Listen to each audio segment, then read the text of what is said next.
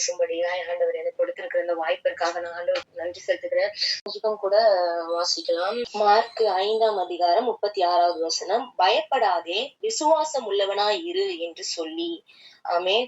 இந்த இடத்துலயும் பார்த்தோம்னா இந்த டாபிக் இந்த சம்பவம் நம்ம எல்லாருக்குமே தெரியும். எவேரிவினுடைய மகளை உயிரோடு எழுப்பின ஒரு சம்பவம் நம்ம எல்லாருக்கும் தெரியும். ஆண்டவர் இன்றைக்கு இந்த சம்பவத்தை வைத்து நம்மளோடு ஒரு சில காரியங்களை பேச இருக்கிறார். அதை குறித்து நான் உங்களிடத்துல பேச ஆசைப்படுகிறேன்.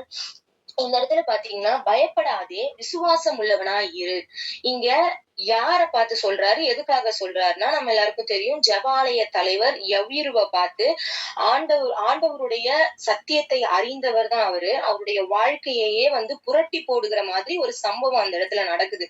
தன்னுடைய மகள் இறந்து போன சூழ்நிலைமை, இயேசுவின் மேல விசுவாசம் இருந்தபடினாலதான் என்ன செய்யறாரு, அவரு ஜெபாலய தலைவர் தன்னுடைய பிள்ளைக்கு முடியல அப்படின்னு அவர் என்ன செய்யறாரு, ஏசப்பாவை தேடி ஓடி வராரு. எப்படியாச்சும் அவர் என்னுடைய பிள்ளைய காப்பாத்திடுவாரு அப்படின்னு சொல்லிட்டு அவர் இடத்துல வந்தாரு.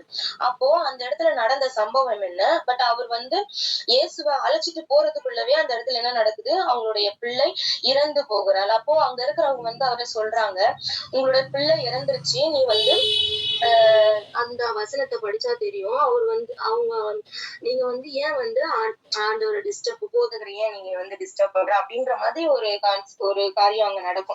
அப்போ அதை கேட்டு பிறகு ஆண்டவர் சொல்வாரு, இயேசுவை அழைச்சிட்டு போறதுக்குள்ள அந்த சம்பவம் அங்க நடக்குது, இறந்து போயிடுறா அந்த குழந்தை. அப்போ அத சிலர் அவங்க கிட்ட சொல்லும் பொழுது ஏசப்பா அதை கேட்டு என்ன சொல்றாரு, அப்ப கேட்டுட்டு சொல்லுகிற வார்த்தை, எவீருவை பார்த்து சொல்லுகிற வார்த்தை தான், பயப்படாதே, விசுவாசம் உள்ளவனா இரு என்று சொல்லி. ஆலய தலைவர் இயேசு சரி செஞ்சிருவாருன்ற விசுவாசத்தோட தான் அவரிடம் வந்தாரு இல்லையா. இருந்தாலும் பிள்ளை இருந்ததை சொன்னதும் மறுபடியும் ஏசப்பா சொல்றாரு, பயப்படாதே, விசுவாசமா இருன்னு. அப்போ ஆழ்ந்து இதை யோசிக்கும் போது நம்மளுக்கு தெரியும், எந்த மாதிரியான விசுவாசத்தை ஆண்டவர் நம்மளிடத்துல எதிர்பார்க்கிறாரு அப்படின்னு சொல்லிட்டு. சும்மா பலவீனத்தை சுகமாக்குவாரு என்கிற ஒரு சிறிய விசுவாசம் இல்ல. இப்போ இந்த இடத்துல பாத்தீங்கன்னா, அங்க இருக்கிறவங்க ஏன் சொல்றாங்கன்னா, உன் பொண்ணு செத்துட்டா, அவ்வளவுதான், இதுக்கு மேல ஒண்ணும் பண்ண முடியாது அப்படின்ற அந்த ஆங்கிள் அவங்க யோசிக்கிறாங்க இல்ல.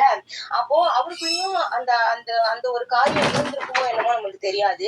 பட் ஆண்டவர் சொல்றாரு, இன்னைக்கு நீ இந்த மாதிரியான சின்ன பலவீனத்தை சுகமாக்குவார் என்ற சிறிய விசுவாசத்தை அவர் நம்ம இடத்துல எதிர்பார்க்கல, மரித்தாலும் அவர் உயிரோடு எழுப்புவார் என்கிற மகிமையான விசுவாசத்தை அவர் எவீருவினிடத்துல இருந்து அந்த நேரத்துல எதிர்பார்க்கிறாரு. அதனாலதான் சொல்றாரு, பயப்படாத, நீ அப்பயும் விசுவாசம் உள்ளவனா இரு அப்படின்னு சொல்றாரு. இன்று நம்மில் எத்தனை பேருக்கு இப்படிப்பட்ட விசுவாசம் இருக்கு யோசிச்சு பாருங்க. சும்மா ஆண்டவர் பார்த்து நம்ம கேட்போம், இசப்பா நீங்க எனக்கு இதை செஞ்சிருங்க, அதை செஞ்சிருங்க அப்படின்னு சொல்லிட்டு கேட்கிற சின்ன சின்ன விசுவாசம் இல்ல.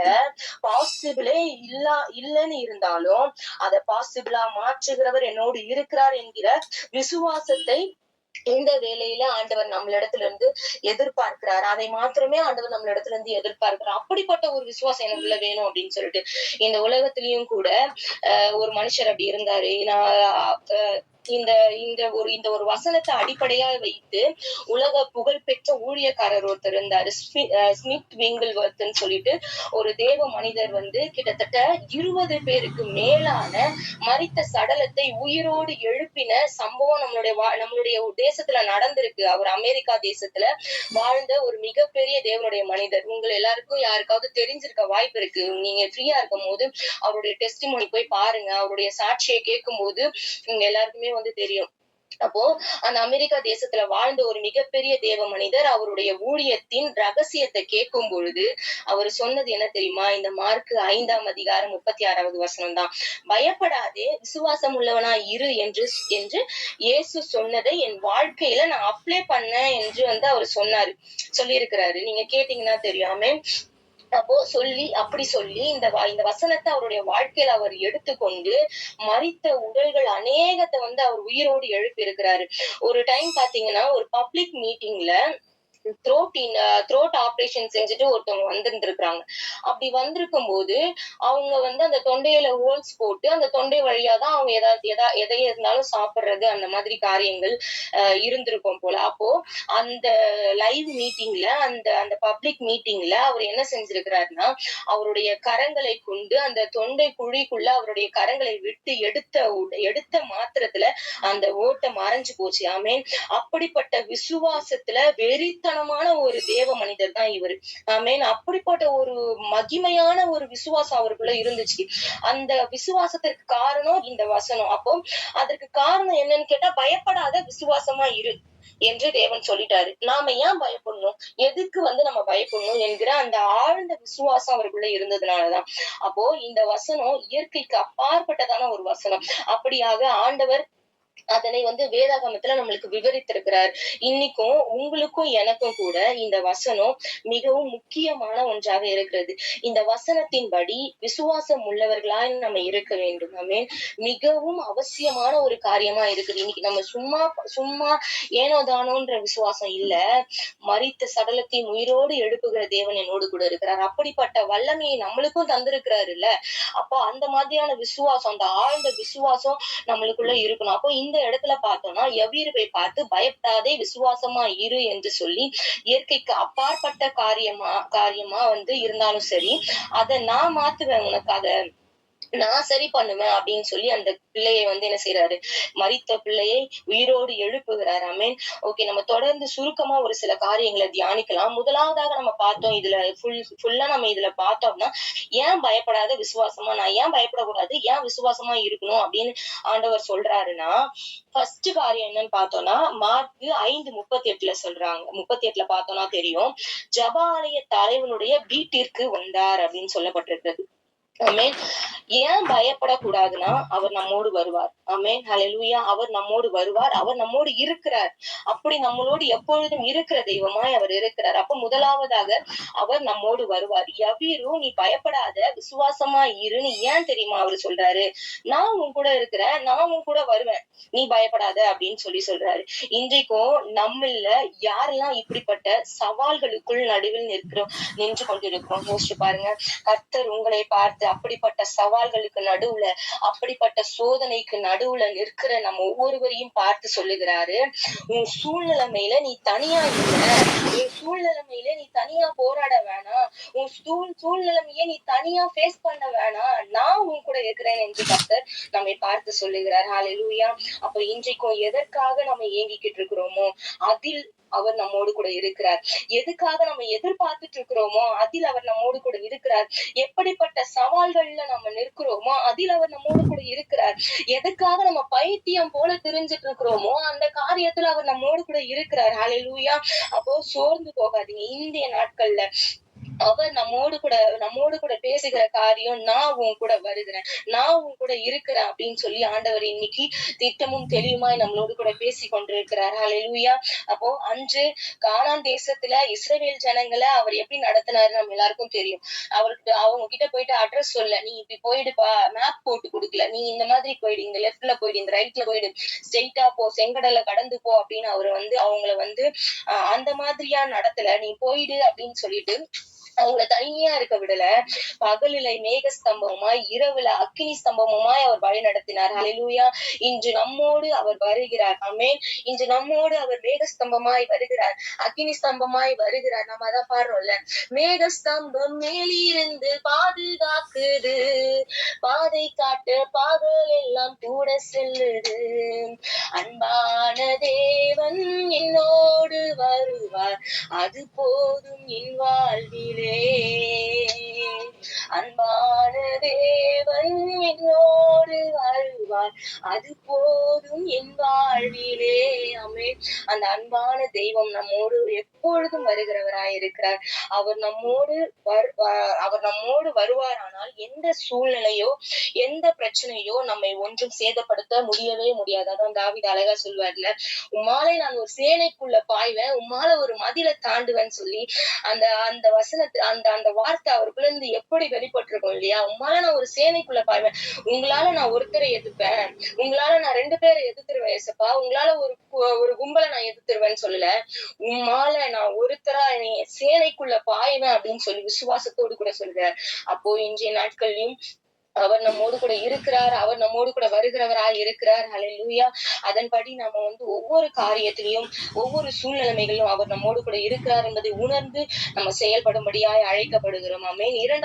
இரண்டாவதாக பார்த்தோம்னா 38வது வசனத்துல இருந்து 40வது வசனம் வரைக்கும் பார்த்தோம்னா தெரியும். சந்தடியையும் மிகவும் அழுது புலம்புகிறவர்களையும் கண்டு உள்ளே பிரவேசித்து, நீங்கள் சந்தடி பண்ணி அழுகிறதென்ன? பிள்ளை மரிக்கவில்லை, நித்திரையாயிருக்கிறாள் என்றார். அதற்காக அவரை பார்த்து நகைத்தார்கள். எல்லாரையும் அவர் வெளியே போக பண்ணினார். ஆமென். இன்னைக்கு இரண்டாவதாக பார்த்தோம்னா புலம்பல்களை வெளியேற்றுவார். ஆமென். இதுல வந்து 38வது வசனத்துல பார்த்தோம்னா புலம்புகிறவர்களை கண்டு யவீருவை சுற்றி உள்ள புலம்பல்களை என்ன செய்யறாரு அவரு? வெளியேற்றுகிறாரு. அந்த குழந்தை இறந்துருச்சு அப்படின்னு சொல்லி அங்க புலம்பி கொண்டிருக்கிறாங்க. அவங்கள பார்த்து என்ன சொல்றாரு? நீங்க வெளில போங்க அப்படின்னு சொல்றாரு. அப்போ வேதத்திலும் பார்க்கிறோம், அவர் புலம்பல்களை ஆனந்த களிப்பாய் மாற்றுகிற தெய்வம் என்று சொல்லி. அப்போ இந்த நாட்கள்ல நம்மளுக்குள்ள இருக்கிற புலம்பல்களை, நம்மை சுற்றி இருக்கிற புலம்பல்களை எல்லாம் இந்நேரமே அவர் வெளியேற்ற விரும்புகிறார். எதை நினைச்சு நீங்க புலம்பிட்டு இருக்கிறீங்களோ, எந்த சூழ்நிலைமை உங்களுடைய வாழ்க்கையில இருக்கோ அந்த காரியத்தை ஆனந்த களிப்பாய் அவர் மாற்ற விரும்புகிறார். பயப்படாதீங்க, விசுவாசம் உள்ளவர்களாய் இருங்க அப்படின்னு சொல்றாரு. நம்ம விசுவாசமாய் இருந்தாலும் சில நேரங்களில நம்மளுடைய வாழ்க்கையில நம்மளை சுற்றி உள்ளவங்க அப்படி இருப்பாங்கன்னா கண்டிப்பா இருக்க மாட்டாங்க இல்லையா? அப்படிப்பட்ட ஆட்களை, அப்படிப்பட்ட புலம்பல்கள் விட்டு நம்ம வந்து சற்று விலகிதான் இருக்கணும். நம்ம ஒரு சில நேரங்களில அப்படிப்பட்ட நபர்களை விட்டு நபர்களை நம்ம என்ன செய்யணும்னா அவாய்ட் பண்ணணும். அப்போ விசுவாசமாய் பேசுகிறவர்களோடு ஆண்டவரோட நம்ம நெருங்க உதவி செய்கிறவர்களோடு நம்ம இருக்கணும். அப்போ அந்த ஐக்கியத்தோடு நம்ம இணைந்திருக்கணும். அப்படிப்பட்ட ஆண்டவரோடு நான் இணைந்திருக்கணும் அப்படின்ற அந்த புலம்பல் இல்லாத அந்த ஐக்கியத்தோடு நம்ம இணைந்திருக்கணும். இன்றைக்கும் அநேக பேரோட விசுவாசத்தை கலைக்கிறதே வந்து பார்த்தோம்னா நம்மளை சுற்றி இருக்கிற ஜனம்தான். யோசிச்சு பாருங்க, நம்மளை சுற்றி இருக்கிறவங்கதான் வந்து நம்மளுடைய விசுவாசத்தை குலைப்பாங்க, நம்மளுடைய விசுவாசத்தை கெடுப்பாங்க. நம்மளுடைய கனெக்ஷன் தான், நம்ம சேர்ந்து நம்ம பேசி கொண்டு இருக்கிற நம்மளுடைய ஃப்ரெண்ட்ஷிப் தான் அதை குலைக்கும். நம்ம எப்படி சொல்றது, நம்மளோட பழக்க வழக்கங்கள் தான் வந்து நம்மோட நெருங்கி பழகுற ஆட்களோட தான் வந்து நம்மளுடைய விசுவாசம் வந்து இல்லாம போற ஒரு சூழ்நிலை காணப்படும். அப்போ அவங்க கூட நம்ம இருந்தோம்னா நமக்கும் என்ன செய்யணும்னா அந்த பலவீனம் வந்துடும். நம்மளும் எவ்வளவு விசுவாசமா இருக்கணும்னு நினைப்போம். ஆனா அவங்க கூட நம்ம சேர்ந்து நம்ம என்ன பண்ணுவோம்னா நம்மளும் விசுவாசம் இல்லாம பேசி அந்த பலவீனம் நம்மளுக்குள்ளயும் வந்துடும். அப்போ அந்த புலம்பல் வந்து நம்மளுக்குள்ளயும் வந்துடும். அப்போ இன்றைக்கும் இப்படிப்பட்ட காரியத்திற்குள்ள நாம் இருப்போமானால் இன்று நம்மை அந்த புலம்பல்களில் இருந்து அவர் வெளியே கொண்டு வர, புலம்பல்களை ஆனந்த களிப்பாய் மாற்ற அவர் விரும்புகிறார். இன்றும் அவர் நம்மோடு வராருன்னா அவர் சும்மா வந்து நம்ம கூட வந்து சும்மா நான் இருக்கிறேன் அப்படின்ட்டு இருக்க மாட்டாரு. இந்த யவீருவை சுற்றியுள்ள புலம்பல்களை எப்படி வெளியேற்றினாரோ அதை போல இன்றும் நம்மை வந்து ஆண்டவரை விட்டு பிரிக்கிற காரியம் நம்மளுக்குள்ள இருக்கும்னா, நம்மளுடைய விசுவாசத்தை கெடுக்கிற காரியம் நம்ம கிட்ட இருக்கும்னா, நம்மை டிஸ்டர்ப் பண்ற காரியம் நம்மளுக்குள்ள இருக்கும்னா ஃபர்ஸ்ட் என்ன பண்ணுவாருன்னா அது எல்லாத்தையும், அந்த எல்லா புலம்பல்களையும் அவர் நம்மை விட்டு வெளியேற்றுவார். ஆமென். அப்போ இன்றைக்கும் அந்த நெகட்டிவ் தாட்ஸ் வந்து நம்ம இடத்துல வந்து கொண்டு வருகிற எல்லாவற்றையும் அவர் என்ன செய்வாரு? வெளியேற்றுவார். ஆமென். அப்ப முழு மனதோடு கூட நம்ம ஒப்பு கொடுக்கும் போது அவர் நம்மை விட்டு விலகாதவராய், நம்மளோடு கூட இருக்கிறவராய், இந்த மாதிரியான நெகட்டிவ் தாட்ஸ் எல்லாம் நம்மை விட்டு நீங்க பண்ணுகிறவராய் இருக்கிறார். யோசிச்சு பாருங்க, பரிசுத்த ஆவியானவருடைய அற்புதம் அங்க நடக்கணும்னா முதலாவது தேவையற்ற புலம்பல்களை, தேவையில்லாத காரியங்களை வெளியேற்றுறாரு. அப்பொழுதுதான் வந்து அந்த மரணம் அந்த வீட்டை விட்டு வெளியேறியது. அந்த பகுதியை நம்ம படிக்கும் போது தெரியும். முதல்ல அவங்க எல்லாரையும் வெளியேற்றுறாரு. அதுக்கப்புறம் தான் அந்த மரணம் வந்து அந்த வீட்டை விட்டு வெளியேறுது. அப்போ இன்றைக்கும் நாமளும் கூட நம்மளுக்குள்ள அவருக்கு பிரியமில்லாம இருக்கிற காரியம் என்னன்னு யோசிச்சு பார்த்து நம்மை விட்டு வெளியேற்றுவோம். ஆனால் அவருடைய சித்தத்தின்படி அவருக்கு நம்ம ஒப்பு கொடுத்து, நீர் எனக்குள்ள இருக்கிறீங்க ஏசப்பா, இந்த காரியத்தை எல்லாம் நீங்க வெளியேற்றிடுங்கன்னு சொல்லி நம்ம அவர்கிட்ட ஒப்பு கொடுக்கும் போது அவர் நம்மை விட்டு அதை வெளியேற்றுவார். அந்த காரியங்கள் எல்லாம் நம்ம விட்டு வெளியே போனா மாத்திரமே நம்மளுக்குள்ள அந்த அற்புதம் நடக்கும். நம்மளுக்குள்ள அந்த வல்லமை இறங்கும். அந்த மரண சூழ்நிலை ஜீவனுள்ள சூழ்நிலையாய் மாறும். இன்றைக்கும் நம்மளுடைய வாழ்க்கையில மரித்து போன சூழ்நிலைமைகள் நீங்க எதெல்லாம் நினைக்கிறீங்களோ அவர் நம்மளுக்குள்ள வரணும்னா நம்மளுக்குள்ள இருக்கிற தேவையில்லாத காரியங்கள் எல்லாம் போகணும். அந்த தேவையில்லாத காரியங்கள் போனாதான் பரிசுத்த ஆவியானவர் நம்மளை ஆளுகை செய்வார். அப்படிப்பட்ட ஆளுகை நம்மளுக்குள்ள வரும் பொழுதுதான் நான் இந்த காரியம் அவ்வளவுதான் முடிஞ்சிருச்சு அப்படின்னு நினைச்ச காரியம் தான் ஜீவனுள்ளதாய் மாறும். ஆமென். அப்போ முதலாவதாக அவர் நம்மோடு கூட இருக்கிறார், இரண்டாவதாக புலம்பல்களை வெளியேற்றுகிறார், மூன்றாவதாக அழைத்திருக்கிறார். 40வது வசனத்தையும் கூட பார்த்தோம்னா தெரியும். பிள்ளையின் தகப்பனையும் தாயையும் தம்மோடே வந்தவர்களையும் அழைத்து கொண்டு போய் பிள்ளை இருந்த இடத்தில் பிரவேசித்தார் அப்படின்னு சொல்லப்பட்டிருக்கிறது. இந்த இடத்துல பாத்தீங்கன்னா எல்லாரையும் அழைத்து கொண்டு போறார். ஏன் பயப்படாதீங்கன்னா கர்த்தர் நம் மீது ஒரு அழைப்பை வைத்திருக்கிறார். நம்மை தனியா விடல, நம்மோடு வருகிறார், நம்மை சுற்றி இருக்கிற காரியத்தை வெளியேற்றுகிறார். மூன்றாவது அவர் நம்மை அழைத்திருக்கிறார். இன்றைக்கும் அவர் நம் மீது ஒரு அழைப்பை வைத்திருக்கிறார், ஒரு அபிஷேகத்தை வைத்திருக்கிறார். அவர் நம்மோடு வரது மாத்திரம் அல்ல, நம்மை அவரோடு நெருங்கி நிற்க அழைக்கிறார், நம்மை அவரோடு இணைந்து நிற்க அழைக்கிறார், அவரோடு கூட செயல்பட நம்மளை அழைக்கிறார், அவரோடு கூட கிரியை செய்ய நம்மளை அழைக்கிறார். ஆமென். அவரோடு இருந்து அவர் செய்யும் அற்புதங்களின் மகிமையும் நாம் காண செய்ய, நம்மளுடைய கண்கள் காண செய்ய அவர் நம்மை அழைத்திருக்கிறார். இன்றைக்கும் ஆண்டவர் நம்மை யாரோ ஒருத்தர் போல பார்க்க விரும்பல. யோசிச்சு பாருங்க, யாரோ ஒருத்தர் போல நம்ம எந்த சூழ்நிலைமையாவது அவர் பாக்குறாரா?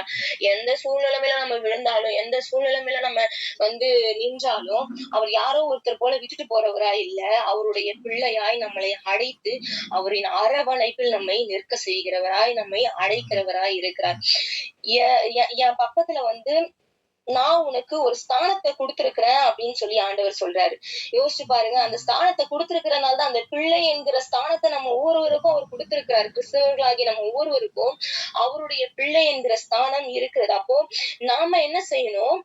அவரோடு இணைந்து நிற்கிறவராய் காணப்படணும். அப்படிப்பட்ட அழைப்பு தான் நம்ம மேல இருக்குது. அப்போ நீ என்னோடு நின்று இணைந்து இருந்து பல காரியங்களை செய்ய நான் உன்னை அழைக்கிறேன் என்று சொல்லுகிறார். எங்கேயோ போய் நின்னுட்டு யோசிச்சு பாருங்க, நம்மளுடைய வாழ்க்கையில நம்ம சொல்லுவோம், ஆண்டவர் என் கூட இருக்கிறாருப்பா, அவர் என் கூட இருக்கிறாருப்பான்னு நம்ம சொல்லுவோம்.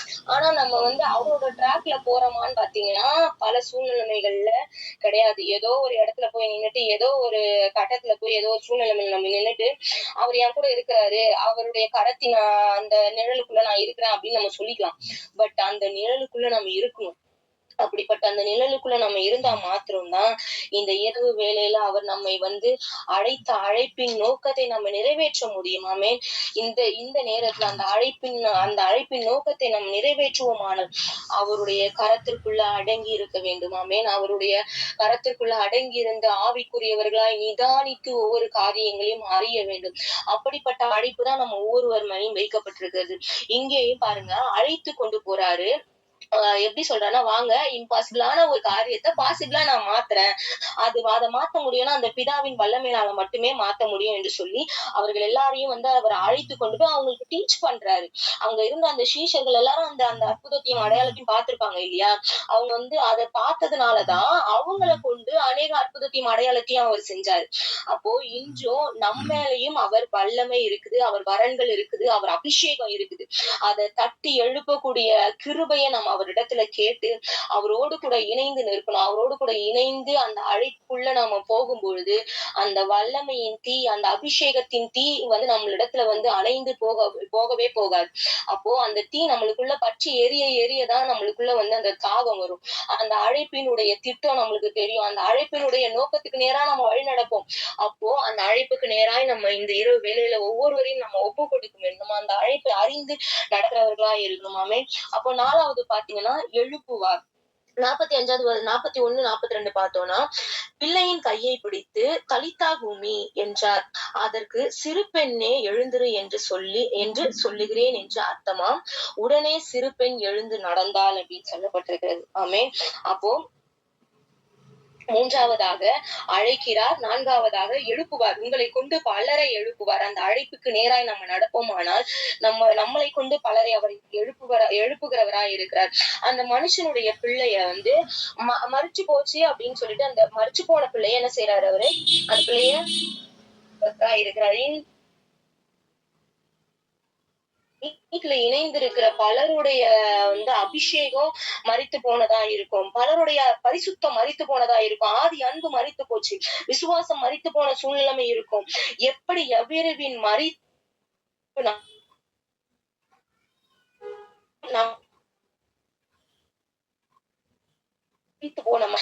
போன சமாதானத்தை அவர் எழுப்ப போகிறார். மரித்து போன நம்மளுடைய தரிசனங்கள், மரித்து போன நம்மளுடைய வாக்குத்தத்தங்களை அவர் எழுப்ப போகிறார். அப்படியே மரித்து போன காரியங்களையும், மரித்து போன ஊழியத்தையும், மரித்து போன தரிசனங்களையும் அவர் எழுப்ப வல்லமை உள்ளவராய் இருக்கிறார். ஆமென்.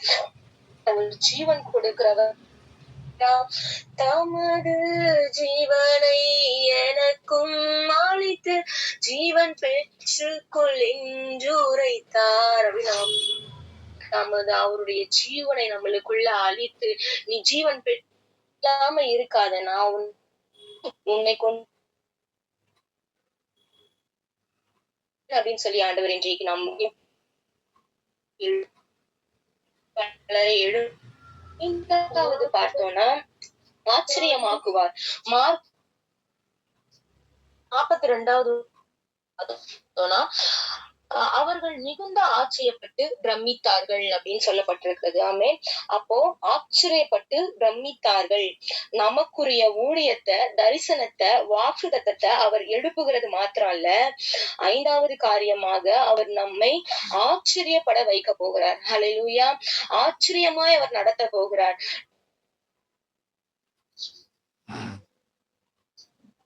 அவர் அந்த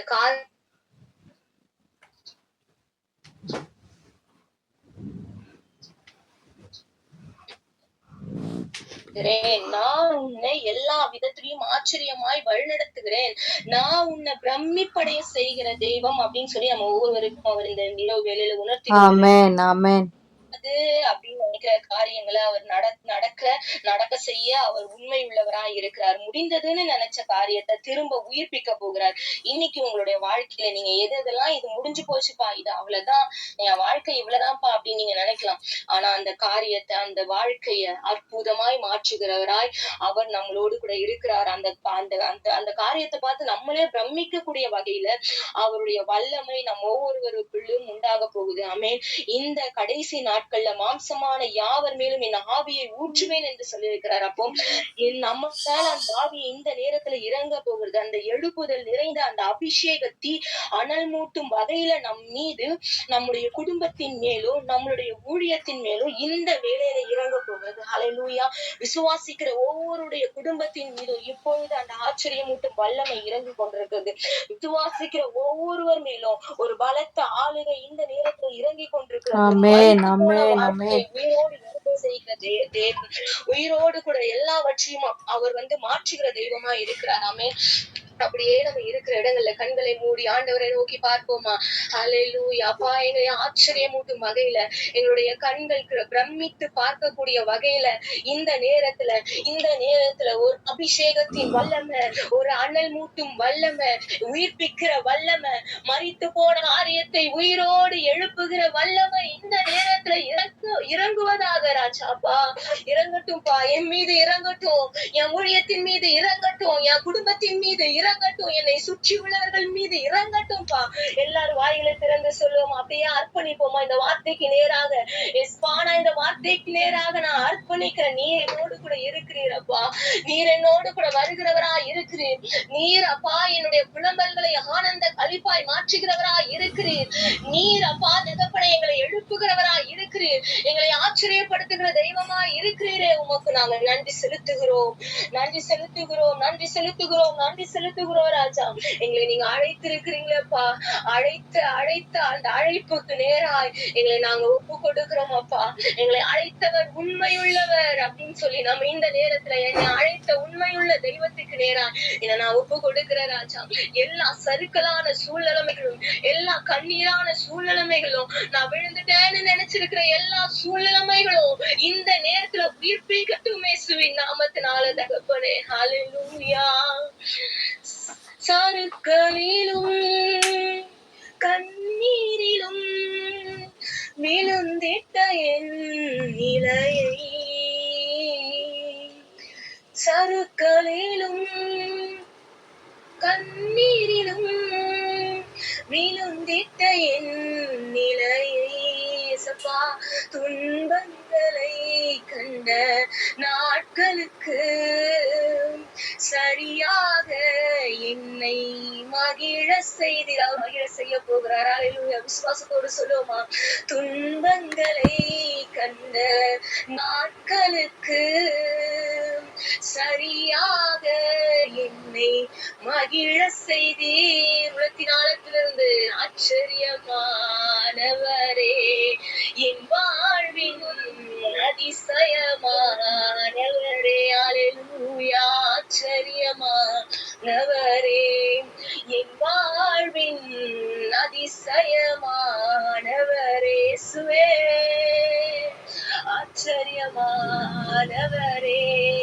என் வாழ்வின் அதிசயமானவரே. அப்பா, என்னுடைய வாழ்க்கையில அதிசயங்களையும் அற்புதங்களையும் அடையாளங்களையும் செய்கிறவர் நீரப்பா. நீரப்பா, எங்களை எழும்ப பண்ணுகிறவர் நீர் ராஜா. இந்த நேரத்துல அப்பா உம்முடைய விடுவிக்கிற கரம், உம்முடைய அக்கினியின் கரம் எங்கள் ஒவ்வொருடைய சிரசின் மீதும் இறங்கியிருக்கிறது என்று நான் விசுவாசிக்கிற ராஜா. Oh Lord, thank you Jesus, thank you Holy Spirit. Amen ராஜா. இந்த நேரத்துல ஒரு விடுதலையின் கரம் எங்களுடைய குடும்பத்தின் மீது இறங்கி இருக்கிறது. எங்களுடைய சமாதானத்தை கெடுக்கிற எல்லா பொல்லாத சத்துருவின் கிரியைகளையும் என் நசரேயனாகிய இயேசுவின் நாமத்தினால இந்த வேளையில நீர் எங்களுக்கு கொடுத்திருக்கிற அபிஷேகத்தினால நாங்கள் வெளியேற்றுகிறோம்ப்பா, வெளியேற்றுகிறோம் சுவாமி. ஓ ரிகாதரலதரமா Amen, amen, amen. Yes, yes, yes, amen, amen. நன்றி அப்பா, நன்றி அப்பா, நன்றி அப்பா, நன்றி அப்பா. சேகாதரலதரமா ஆவியானவரே அப்பா, இப்பொழுதே விடுவீங்க, விடுவீங்க. விசுவாசிக்கிற யாவரும் பெற்றுக் கொள்வார்கள் என்று வேதத்துல வாசிக்கிறோமே. இப்பொழுதே விசுவாசத்தோடு உண்மை நோக்கி பார்க்கிற அப்பா ஒவ்வொருடைய வாழ்க்கையிலும் ஒரு அற்புதம் இந்த இரவு வேளையில நடக்கட்டும்பா. ஒரு எழுப்புதல் நடக்கட்டும். எங்களை எழும்ப பண்ணுங்க, எங்களை எழும்ப பண்ணுங்கப்பா.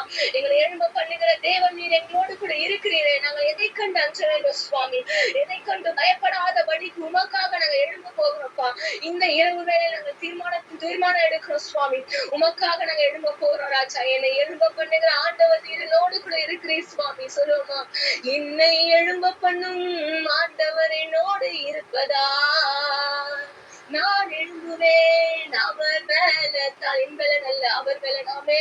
என்னை எழும்ப பண்ணும் ஆண்டவர் என்னோடு இருப்பதா நான் எழும்புவேன். அவர் மேல கடைசியாய் ஒரே முறை விசுவாசத்தோடு உலகத்தின் ஆழத்திலிருந்து தைரியமாய் வைராக்கியமாய் சொல்லுவோமா?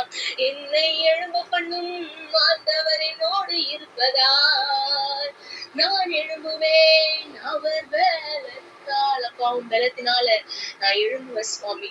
உமக்காக நான் எழும்புவேன் ராஜா. உமக்காக நான் உம்முடைய சாயலாய் பிரதிபலிப்பேன் சுவாமி.